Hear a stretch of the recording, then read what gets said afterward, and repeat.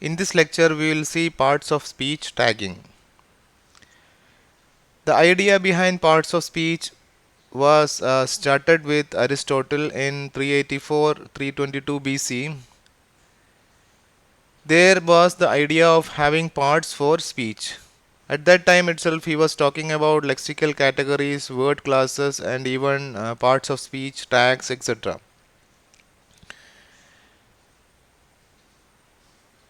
But the idea that is still with us is of Dionysius Thras of Alexandria, 100 BC.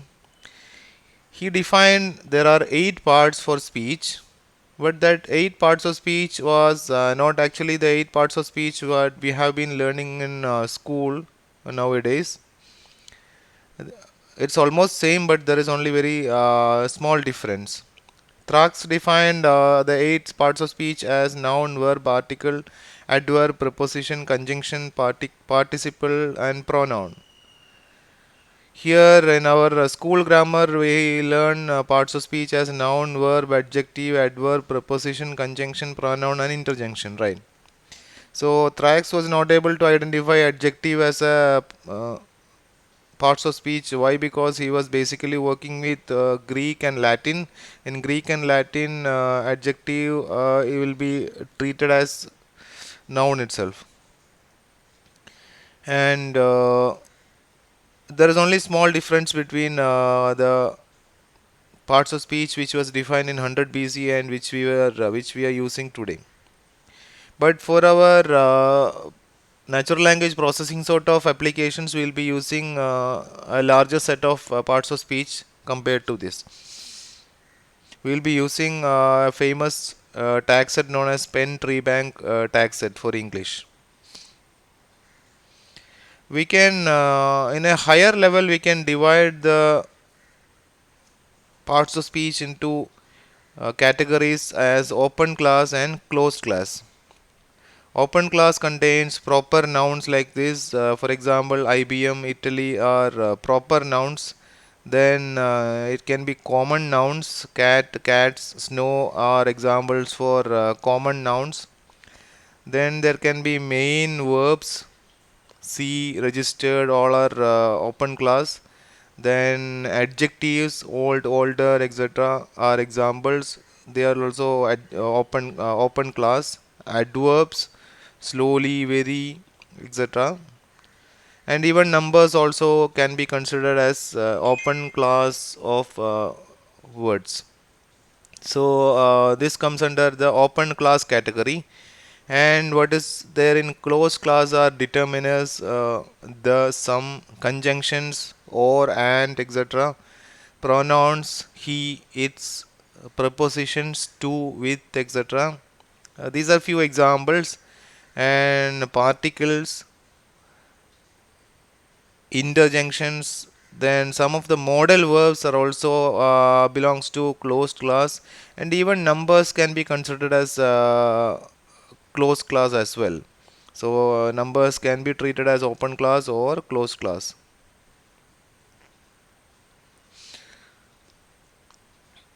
So in a higher level, we have divided this words into two categories: open and closed classes.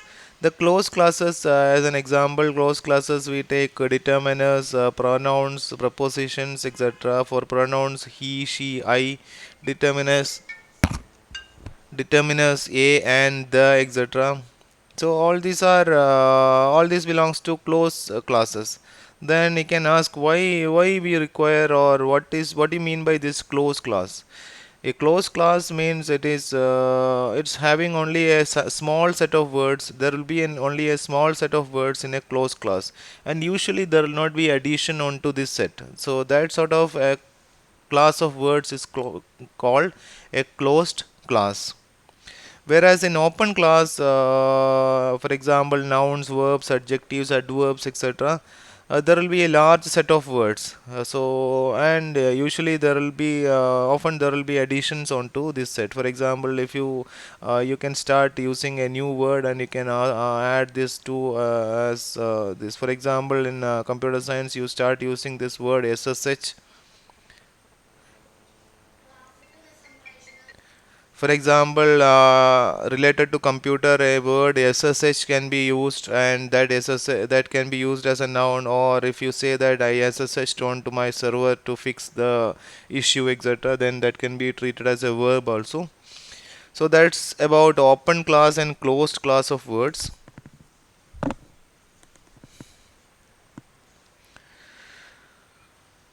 Now, what do you mean by post tagging or parts of speech tagging? Words often have more than one parts of speech. So you take any word, then it can have more than one parts of speech. For example, the word back. Let's say these are the few sentences: the back door, on my back, win the voters back, promise to back the bill, etc. The back door means it is here the word back is an adjective. These codes are taken from Penn Tree Bank tag set, which is commonly used tag set for all NLP research in English language. On my back, here this back is a noun. Win the voters back, this is an adverb.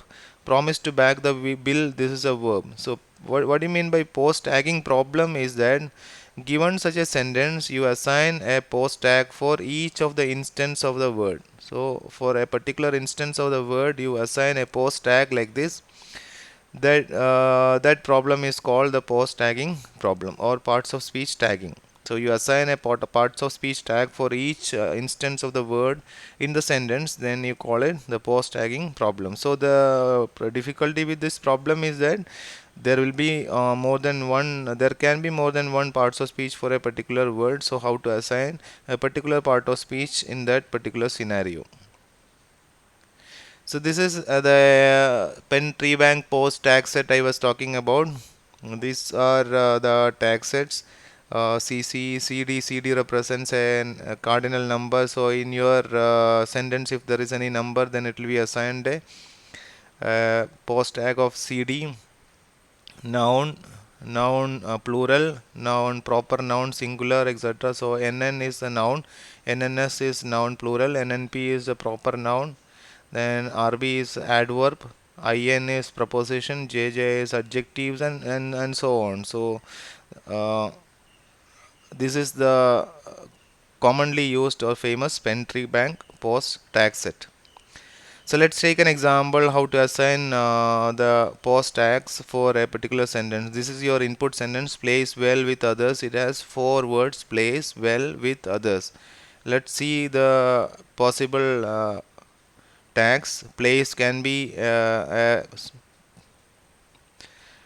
NNS or plural noun or a singular noun, or it can be a verb. It can be UH is interjunction. It can be it can be adjective, it can be noun, it can be adverb, it can be a preposition. In is a preposition, it can be NNS. So for these two words, with and others, you can see that there is no ambiguity, but for these two words there is ambiguity in assigning the post tag. So the post tagging problem is assign out of these two, assign a single post tag for this. Out of these four, assign a single post tag for this, and these two words is not having any issues. So here the post tagging system which you are supposed to develop is required to give output like this. Place is a verb, well is supporting this verb, so it is adverb with this preposition, and this is NNS, so noun. So this is how we should give the output for this particular statement. Where and all this is useful? This is useful in text to speech conversion. For example, how to pronounce the word LEAD. So let's say you are using a word LEAD, the method that, or the application text to speech. You are given with a text LEAD, and you assign post tag to it. Let's say you assign a post tag of a noun to it, then you should pronounce it as lead. If you are assigning a post tag of verb onto it, then you should pronounce it as lead, right? So that sort of application is there for post tagging problem. You can write regular expressions like using your post tags like determiner, then some number of adjectives, zero or more adjectives, then one or more noun. As so for specifying an expression, for specifying some text, you can give regular expressions. It can be used as an input to parser for speeding up the parser. So for taking some advantage in the parsing process, this can be used. And moreover, if you know the tag sets, you can back off to it on other tasks also. You can use it for many other tasks. Now let's see how to calculate the performance of the post tagging problem. The tag accuracy is calculated as how many tags you have predicted, how many tags you have given is correct. So the present scenario, that is the current state of the art, it is the problem is almost matured, that is about 97 or 97.2 is the current accuracy percentage given by different algorithms. And you know that the baseline algorithm is already giving you 90 percentage accuracy. 90 percentage accuracy. The baseline algorithm which will implement later is going to use the most frequent tagging problem.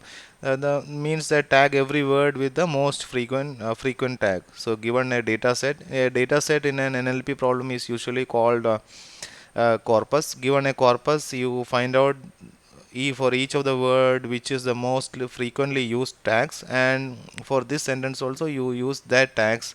And for unknown words, which are these, for example, some words may not be available in the corpus, so that words you assign a tag of noun. So that stupidest method itself is giving a result of accuracy of 90 percentage. Why? Because it's many words are unambiguous. For many words, there will be only one tags, and you get points for these values also, the a, etc. And for even punctuation marks also, you will get points. So you can get, for a baseline implementation, you can get 90 percentage accuracy.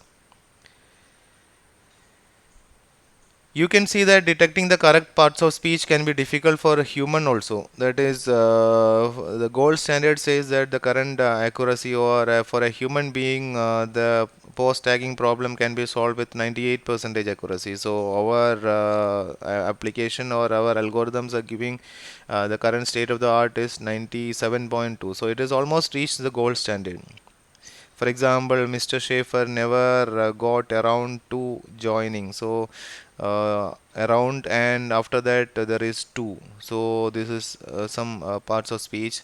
Around and it is another parts of speech. So even assigning a parts of speech for this itself is going to give you is difficult for humans.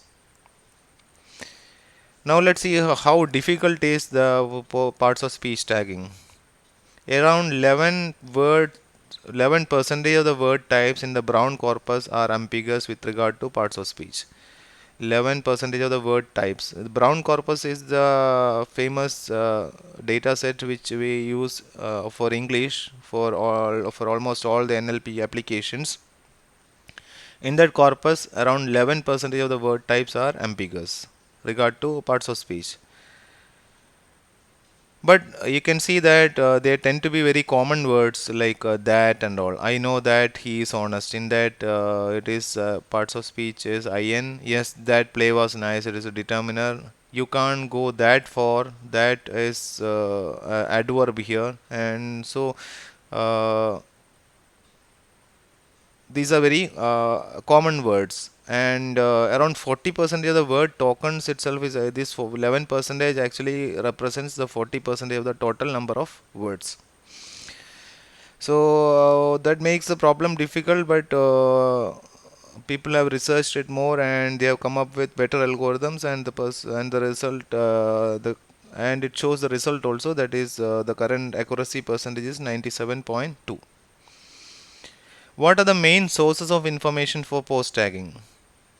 The most frequent post tagger which we have been talking about was not using any other information. That was only using the information, the what is the most frequent tag assigned to that word, only considering that particular word.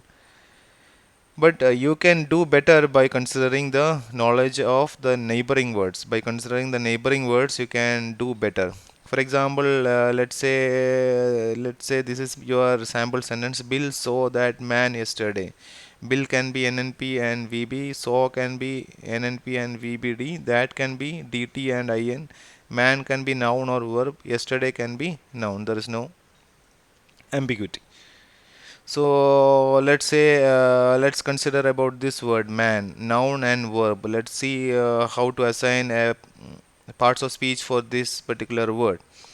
So you can say that this can assign a parts of speech noun, or this can assign a parts of speech verb. For a most frequent tagger also, it will may assign it as NN only.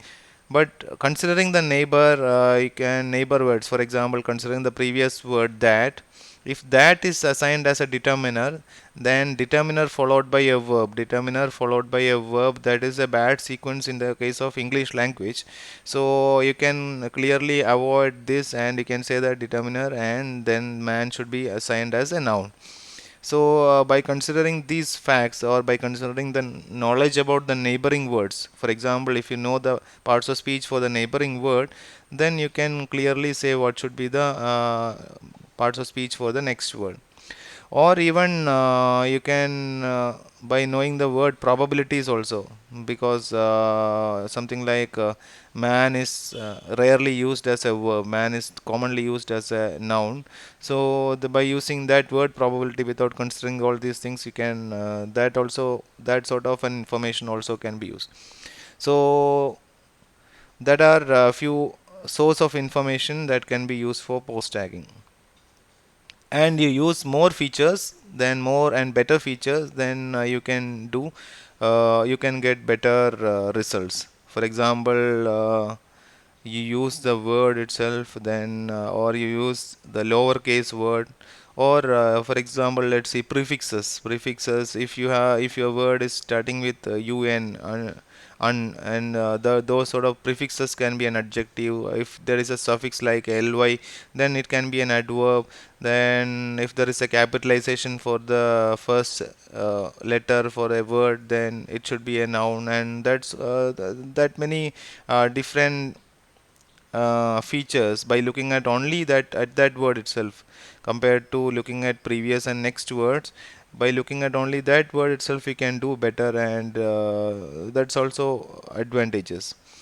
And commonly used as word shapes. For example, 35 hyphen year, that is digit followed by some text, then that should be an adjective. That sort of word shapes also is in many researchers, people have used this sort of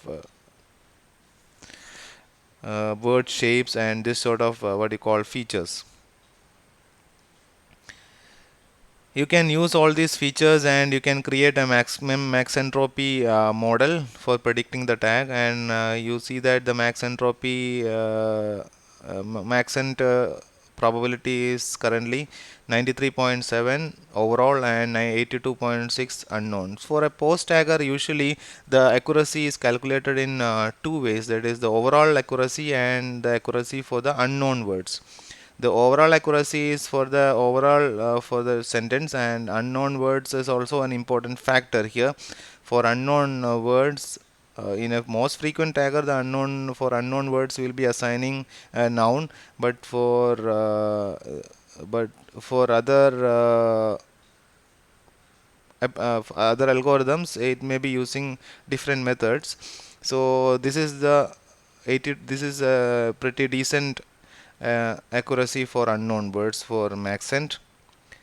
These are the this is a comparison of different algorithms. The most frequent tag accuracy 90 percentage is the result for overall, and 50 percentage is the unknown word accuracy, most error on unknown words. That is the difficulty with most frequent tagger. This is using a trigram HMM. Trigram HMM means we'll be using three words and a hidden Markov model is implemented. This is also almost equal to 90 percentage and 50 percentage. And a Maxent, just we have seen my max entropy, the probability of T given W is 93.7 and 82.6. Then by considering some of the features which we have discussed here, features plus HMM is 96.2 and 82.6, and this is Maxent plus Markov model. This is Maxent Markov model, that is giving you 96.9 on the overall and 86.9 in the uh, unknown words. And ME Maxent Markov model plus bidirectional dependencies. Maxent Markov model will be considering only the previous word. Bidirectional, if you consider the both the directions dependency, then that is going to give you the maximum, and this is the current state of the art, that is 97.2 for the overall and 90 percentage for the unknown words. And this is told to be the upper bound, that is for a human tagger also you can get it only up to 98 percentage, and that is your that is called the gold standard. So you can see that this has reached almost the gold standard, that is the overall accuracy is almost reached the gold standard. So the problem is almost matured. That's what. How to improve the supervised result? You can build better features. You can do better by using some of the features, like for example, they left as soon as he arrived. We could fix this feature by looking at the next word. So this was usually going to give you this as in by looking at the next word is assigned as RB, so that is adverb, so this also should be adverb. So that sort of you can build better features by looking at the next word. You can do better features by converting the capitalized words to the lowercase versions. For example, this was a sentence: intrinsic flaws remain undetected. So because of this capital letter, this might have used your application might have used this as a noun, but by converting this into its corresponding lowercase version, you may tag this as an adjective. So, and that is your required tag. So that's how we can improve upon the obtained results. This is just a comparison on baseline version tagging without sequence information and with three words. So a baseline is going to give you with these features 56,805 features. You are going to get number of tokens is this, and for unknown you are getting this. And for a sequence of three words, you can see that this many features will be need to be used, and this is the accuracy you are going to get. This is from your Brown corpus dataset. Using words only in a straight classifier works well as a basic sequence model. So here the difficulty is that you will have to you will have to use large number of features, but this also works better. So that's about parts of speech tagging. So for tagging, the change from the generative to discriminative model does not by itself result in great improvement. It's generative model to discriminative model is not giving you much improvement, but you have to work with a large number of features. A Maxent Markov model allows you the integration of rich features of observations, but can suffer strongly for assuming independence from the following observations. So the next observations. This can affect the can this effect can be relieved by adding dependence on the following words also. So MEMM tagger is going to use only previous word dependencies, but you can use the next word dependency also to improve the results. The additional power of MEMM, CRF, and Perceptron model has been shown to result in improvements in accuracy. So we have already seen that the problem has reached some maturity. The higher accuracy of the discriminative model comes at a price of much slower learning. As we have seen here, the number of features is more, so the learning will be slower. So that's about post tagging. We'll see the implementation of a most frequent post tagger in the next lecture. Thank you.